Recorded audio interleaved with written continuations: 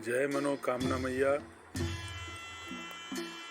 नेपाल के काठमांडू में पशुपतिनाथ के दर्शन करने के बाद में हम और हमारे मित्र दोनों लोग मनकामना मंदिर दर्शन करने के लिए हम लोग निकल पड़े हैं।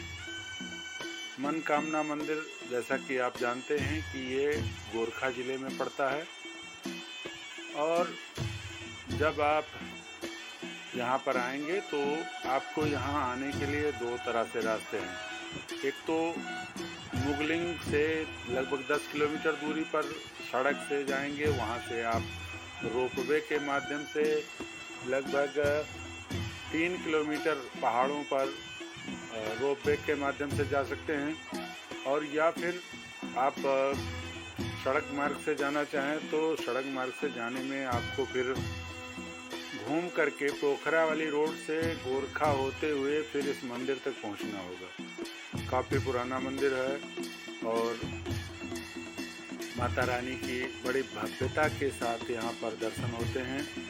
तो रोप वे में हैं हम लोग इस समय और ये रोप वे काफ़ी ऊंचाइयों पर है और जब आप वहाँ से नीचे की तरफ देखेंगे तो आपको त्रिशूली नदी दिखाई पड़ेगी।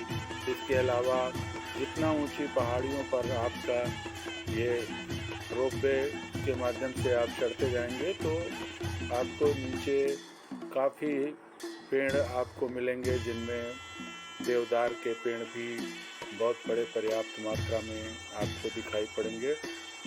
तो बहुत रोमांचक यात्रा ये होती है जब आप रोपवे के अंदर होते हैं और नीचे सैकड़ों नहीं हजारों फीट गहरी खाई आपको दिखाई पड़ती है। तो काफ़ी एक तरीके से अच्छा भी फील होता है और रोमांचक भी फील होता है।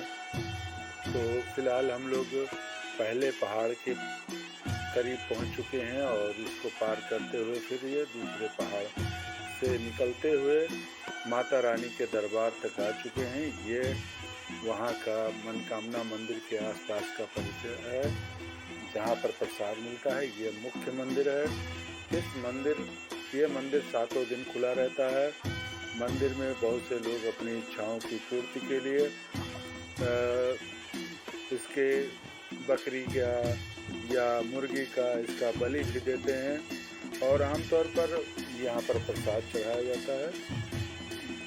प्रसाद चढ़ाने के बाद में आप यहाँ से थोड़ी लगभग 2 किलोमीटर पहाड़ी चढ़ कर के बकरेश्वर मंदिर जा सकते हैं। हम लोगों के पास समय का अभाव था इसलिए हम लोग वहाँ तक नहीं जा सके। तो यहाँ पर आप दर्शन करने के बाद में फिर उसी रोपवे के माध्यम से आप वापस आएंगे। फिर आप यहाँ नीचे का नज़ारा देखेंगे वापस लौटते समय तो आपको लगेगा कि जैसे आप हेलीकॉप्टर से यात्रा कर रहे हैं। अब आप देखिए वो दूर त्रिशूली नदी दिखाई पड़ रही है। नीचे की तरफ आप देखेंगे तो कितना गहरी खाई है। लोगों के खेत जितने भी हैं वो सीढ़ीदार और घुमावदार खेत हैं। इन्हीं में लोग अपना धान की, मक्का की ये सारी खेती करते हैं। पहाड़ों का जीवन देखने में जितना दूर से काफ़ी अच्छा लगता है उतना सहज नहीं है। काफ़ी कठिन है पहाड़ों का जीवन, क्योंकि यहाँ पर हर पल संघर्ष करना होता है। कभी आप जब नीचे से ऊंचे जाना चाहें तो बहुत सारे जगहों पर अभी रास्ते ढंग के नहीं हैं, तो पहाड़ियों के सहारे जंगलों से हो करके तब आप नीचे तक के जा सकते हैं। पानी की भी समस्या रहती है, बिजली की समस्या रहती है। तो पहाड़ी जीवन आसान नहीं है, देखने में आसान लगता है। ये त्रिशूली नदी काफ़ी गहरी और काफ़ी वेग वाली नदी है।